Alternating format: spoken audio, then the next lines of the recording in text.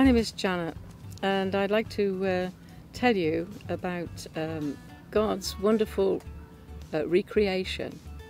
But first of all, I'm going to start off my early years, because it was just a wonderful childhood. Now, I was born in 1942, just at the beginning of the start of the Second World War.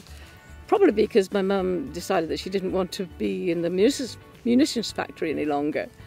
But I was always loved and cherished and never lacked anything. I mean, it was difficult times in those days anyway.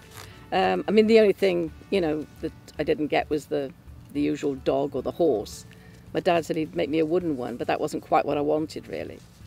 So nothing in my childhood was really a reason for what I did later.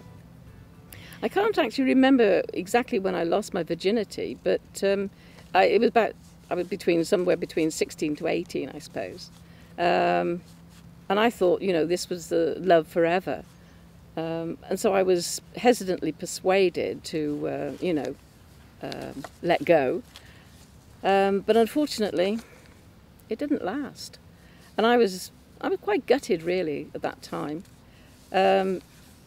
So when the next boyfriend came along, it wasn't too soon after, it wasn't long after that we had sex and even went on holiday pretending to be married.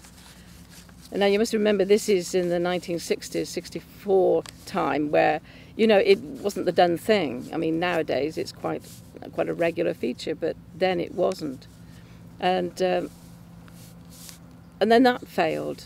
And I began to wonder what was going on, really, and I got a bit disillusioned with, this lovey-dovey stuff and happy ever after. It wasn't working for me. So in the end, I made up my mind to stalk the males, basically, and I would choose who I wanted, and if I fancied them, then I would seduce them. I was not a very nice person, really. And at that time, during that time, if I'd have become pregnant, I wouldn't have known who the father was, from about up to 5 men, possibly. And I can't even remember any of their names now. But there was one chap I used to, at work, I used to keep asking him to take me out. And eventually, he succumbed. Little did I know where that was going to lead. We started going out together, and it wasn't long after being, away with him that found out his mum and dad went to church in the week. I thought, this is a bit odd, it wants investigating. So he took me to Elim one time, and I wasn't ever going back there again. But one service, obviously I did, one service, a chap came and he spoke about the second coming. And to be honest, it frightened me to death. And I went to bed and I couldn't sleep.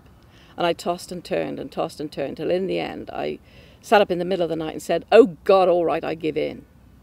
But I knew I had to make some more commitment than that. And the week after, on the Sunday, I went to the service, and I asked Jesus to come into my life.